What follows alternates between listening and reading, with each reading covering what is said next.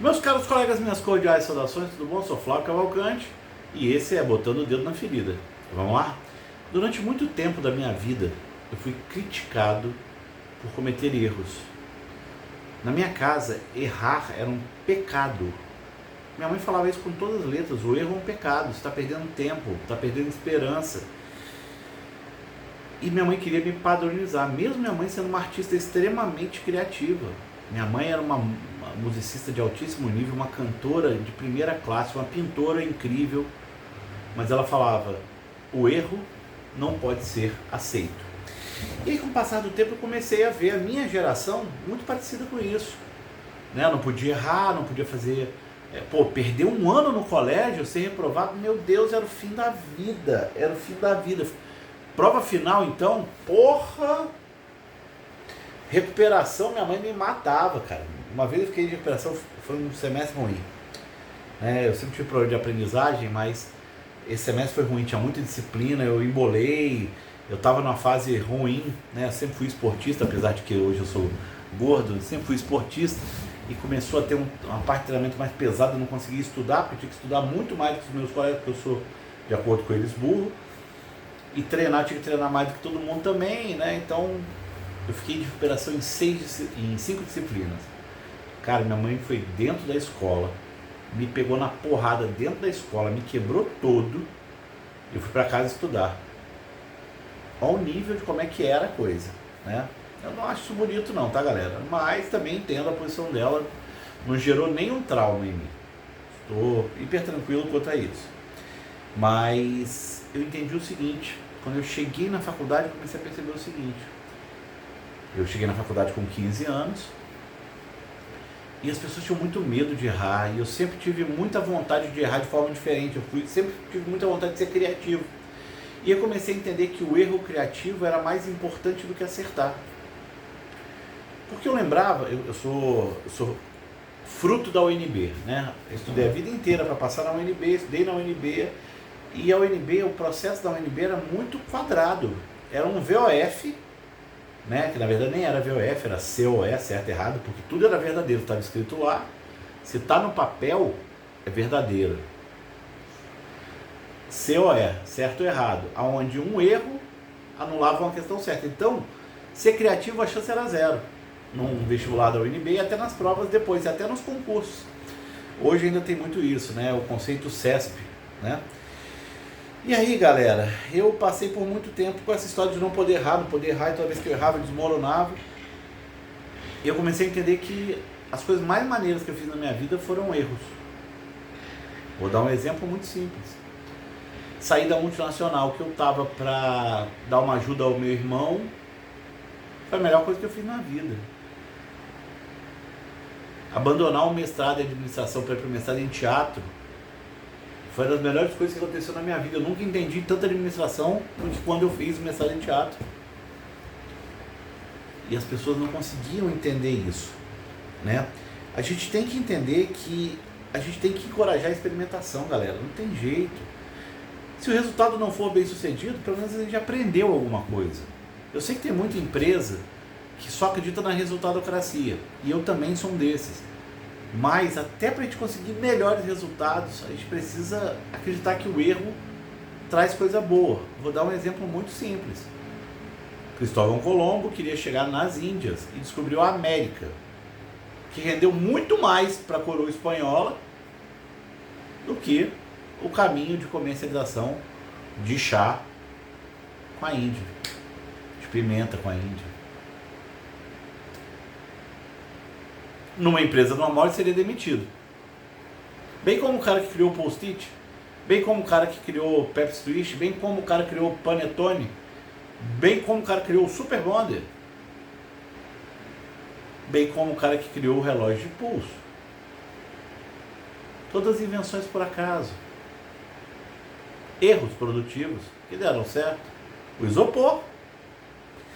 E aí eu deixo aqui para a gente pensar um pouquinho na importância da gente ter essa questão da experimentação. Dá feedback, celebra o erro criativo, faz com que as pessoas entendam que a criatividade é o caminho, não o resultado. Eu não quero muitas vezes saber qual é a resposta final, eu quero saber como aquele raciocínio chegou ali. para que eu possa usar essa ferramenta de raciocínio em outro momento, e é só isso que importa. É só isso que importa. Só que a gente fica naquela coisa do repete para não correr o risco de errar. E repete, até o erro se repete. Né? Mas para isso tem que criar um ambiente de trabalho que possibilite isso. Né? Não pode ter aquela coisinha que errou foi fulano, ó. Não, cara. Errou, é assim. Vamos fazer de novo para não errar. Agora, se vai errar, erra de forma criativa. Não erra de forma boba, repetindo o que todo mundo faz errado, não, que não vale a pena. Já que você vai tentar, reconhece o erro e vai para frente. E o acerto também, reconhece o acerto, comemora ele e vai para frente. E sobre isso eu quero falar sobre uma coisa chamada atitude porra.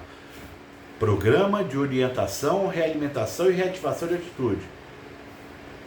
Vou falar por conhecimento, né?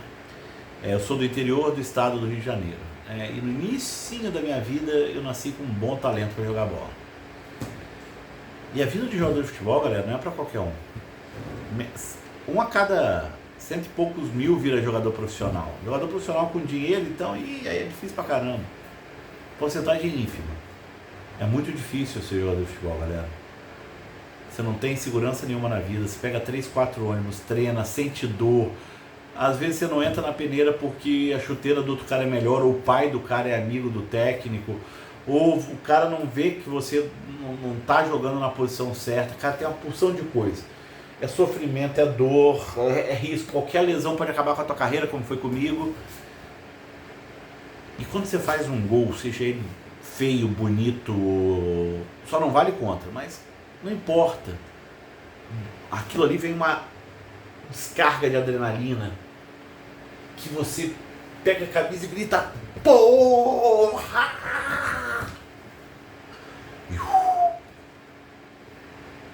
Esse programa de orientação, reanimação e reativação de atitude é esse grito que a gente dá lá no final. Sabe por quê?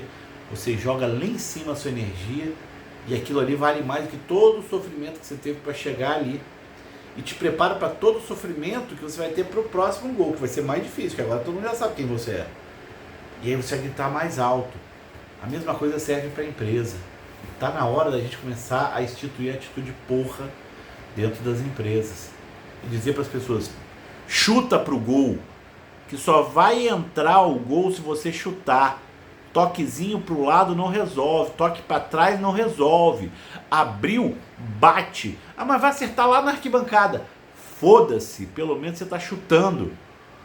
Mas vai ter muita gente que vai cornetar, vai reclamar. Sim, quase todo mundo erra. Sabe quem não erra? Não erra quem é perfeitinho, não erra quem bota a culpa nos outros, não erra quem não bate o pênalti, não erra quem só toreia o problema, não erra quem tá, mas não tá, não erra quem tá pouco se lixando se acertar ou errou. Esses não erram. Sabe quem erra de verdade? Quem tem culhão para botar o pênalti lá e bater. Quem tem coragem. Quem é você? O cara que bate o pênalti, fazendo ou perdendo?